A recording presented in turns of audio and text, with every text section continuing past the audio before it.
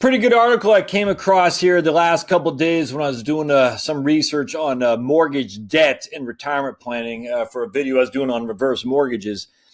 And I'm going to read it to you here. It's called Retiring with a Mortgage from MoneyZine.com. Actually, a pretty good article. I take some serious umbrage with some of their conclusions, but it's a good article nonetheless. And it might open some eyes, frankly, when it comes to your own retirement planning. And I hope if you're tuned to this channel, you can see where I'm going with this, because I'm telling you, man, my number one thing when I'm doing retirement planning, if you got no mortgage, you're in good shape. Literally, that's it. That's literally that simple. If you have no mortgage, you're going to be at a good place. If you have a mortgage, it's tough. That doesn't mean if you do have a mortgage, you should jump off the Empire State Building. But man, if you do what you got to do to get out from underneath that, because when I share with you this article, it might help you, persuade you to go that route. So let's dive right into this, my friends. Welcome to the Heritage Wealth Planning YouTube channel. Don't forget to subscribe down below. This is the place you come to learn about financial planning, good, bad, and lots of ugly. So subscribe, comment, thumbs up, give me share the video if you will, and let's dive right into this. So if I can get my minute, there we go. All right. So this is dated 1st of November 2018, so not that long ago. Who is the author? I didn't catch the author. So I'm not sure who it is. MoneyZine.com. And I'm not familiar with these guys, but it actually came up in my Google search real quick. So these guys obviously just have some what's called page authority and page authority, another one, but because this came up in Google search. So good on them for having a good blog. I'm not familiar with them, but I think I will be as the time goes on, because I do like this article. All right. There was a time when retiring with a mortgage was unthinkable. Making that last payment was something to celebrate, and the achievement was shared with friends. There is even a name for those celebrations. They were called mortgage burning parties. In this article, we're going to discuss pros and cons of retiring with a mortgage. There is no pro. We'll begin by citing some government-sponsored research that provides several interesting statistics on the number of retirement-age individuals who are still paying off the loans on their homes. And next, we'll talk about various factors to consider when deciding if paying off a mortgage is a good idea.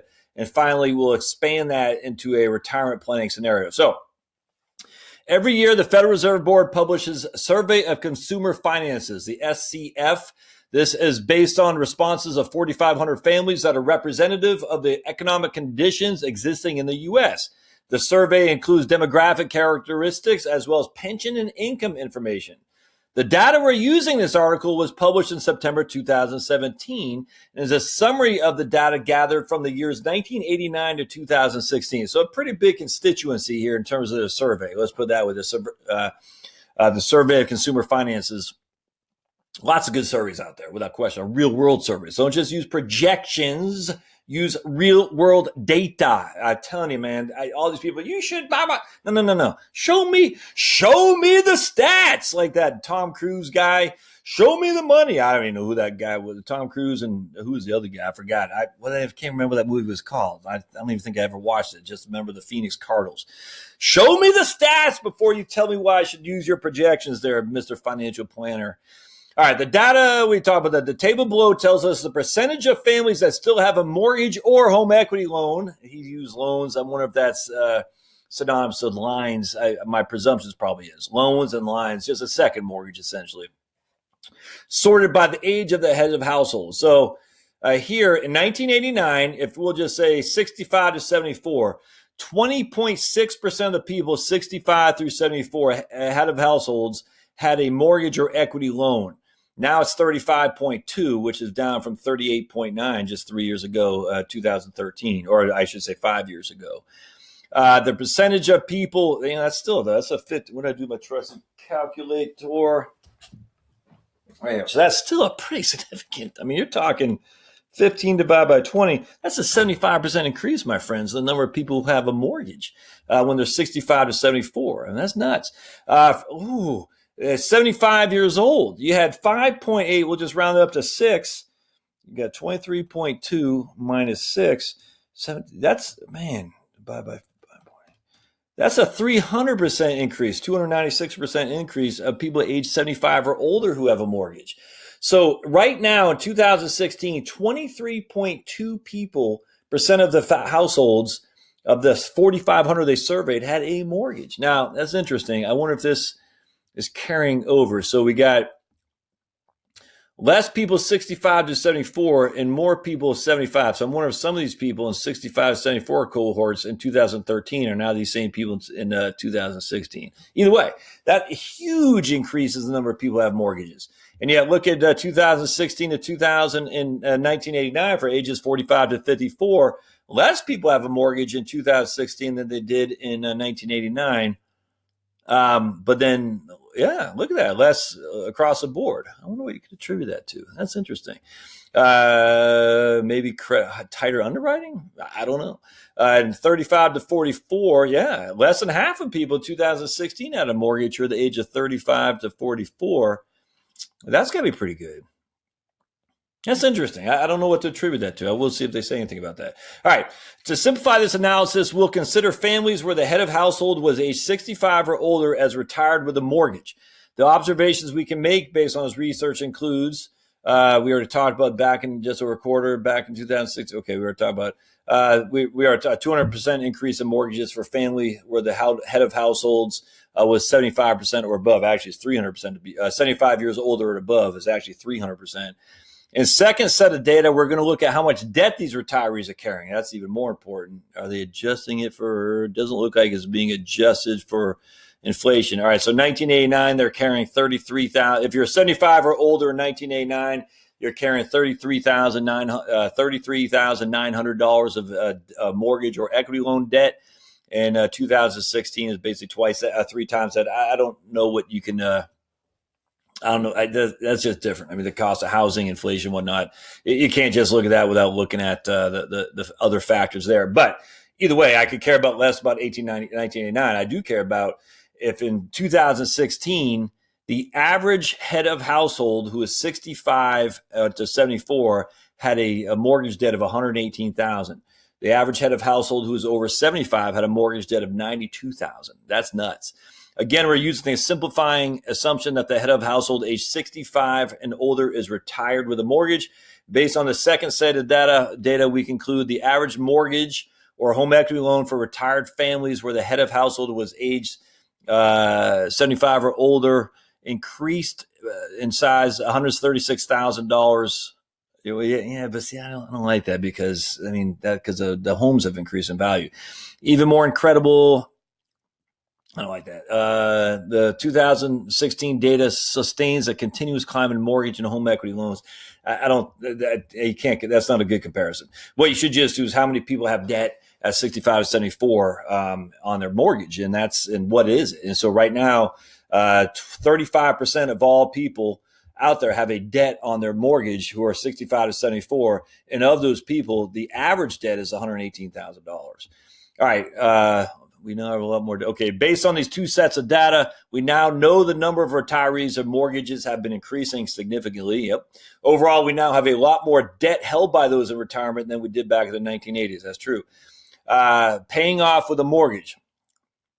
Note, we're going to start this section with a warning. A mortgage is typically the largest loan carried by a household. Paying off a mortgage is a very big decision that needs to be thoroughly evaluated before taking action, blah, blah, blah. I don't know. Again, my experience, many years in this business, no mortgage is a better place to be. I don't know what that's like other than having rented a couple times. But if I'm retired, that's where I want to be. Anyone looking to pay off a mortgage must have excess funds that can be invested in their loan. No. You don't have to have excess funds. You can have a reverse mortgage. Hey, this is what drives you crazy. Look, I don't know who these guys are, but you don't need excess funds to invest in your loan. You don't. Once that condition exists, the loss opportunity cost is the primary factor determining whether paying down or paying off a mortgage is a sound decision. The opportunity cost would be the alternative investment. For example, someone could choose to invest in the stock market instead of paying off the loan. Paying off a loan is a low-risk investment. Money applied directly towards the loan principal provides the individual with a return on investment that is equal to the interest rate of the loan. That is true, 100%.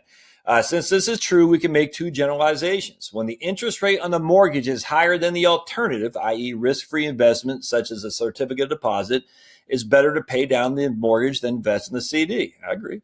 When the interest rate on a mortgage is lower than the alternative risk-free investment such as a CD, then it's better to invest in the CD than pay down the mortgage. So essentially, if you're paying 3% on your mortgage and you get 5% on the CD, you'd be crazy, according to this, to pay off the mortgage when you're getting a higher rate of return on the CD. That's a risk-free investment, though, and there's no CDs right now that are paying anywhere near your mortgage payment, that's for sure. And don't even say, well, I can deduct the interest payment. No, the vast majority of us are not going to be able to do that anymore. Alternatives to consider. One of the simple rules of thumb used by many planners is that we need to have enough resources to replace 70 to 80% of our income when retired. The rationale is that when retired, our expenses should be lower. For example, retirees no longer have a commuting expense to travel back and forth to work each day. This rule was also developed at a time when very few retirees had a mortgage to worry about each month. Okay. Based on the rules mentioned above, it might be tempting to use a 401k or Roth IRA to pay off a mortgage if prevailing rates of return for those plans are lower than the interest on the mortgage. Unfortunately, those decisions are not that simple. Living a comfortable retirement means balancing the desire to pay off the mortgage with the need to have a readily available source of savings to help pay for unexpected expenses. The last thing one will want to do is pay off a mortgage and be forced to take out a home equity loan to pay for medical expenses. This is like Dave Ramsey stuff here. Oh, my goodness. You're not going to take out a home equity loan if you have no income, my friends. It's just not happening. So you pay off your mortgage. You have $200,000 in your 401k. You use it to pay off your mortgage. You have no mortgage now. You're living large. Now you get some unnecessary medical expenses. And you say, how do I pay for this? I'm going to go to the bank to get a home equity loan. It's not going to happen. They're not going to loan you money. You don't have the income to support it. Remember, how do you pay for the loan? You have your cash income. Your income is what is going to support the loan. If you don't have enough income to support the loan, the bank sees they're going to have to foreclose on you. And banks don't want to do that. If someone is carrying high-cost loans such as credit card debt, then it makes sense for them to pay off a credit card by turning their attention to a mortgage. By turning their attention to a mortgage. Okay, so using a mortgage to pay off their credit card. Well, before turning their attention to the mortgage. Okay, gotcha.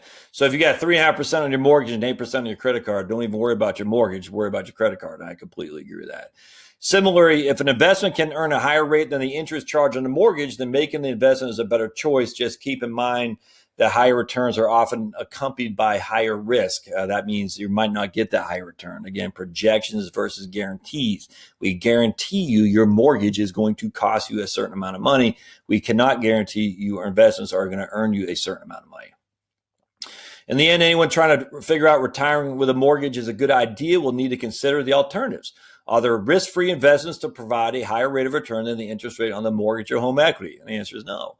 Liquidity. I mean, a 10-year treasury bond right now, about the most risk-free investment you can find that's competitive to a mortgage rate is paying 2.7. That's just so there is no. And then again, those are going to be taxable too as income. Liquidity. The last thing anyone wants to do is use all their readily accessible money to pay down a mortgage and then borrow money for rainy day expense. All right. So the ideal situation is when someone has a relatively large sum of money in the bank or in a modest mortgage, paying down that makes a lot of sense, especially if currently invested in a CD earning around 1.5%. Okay. I'm stunned that they don't talk about reverse mortgages here. Stunned. My wife just texted me. Sorry, guys.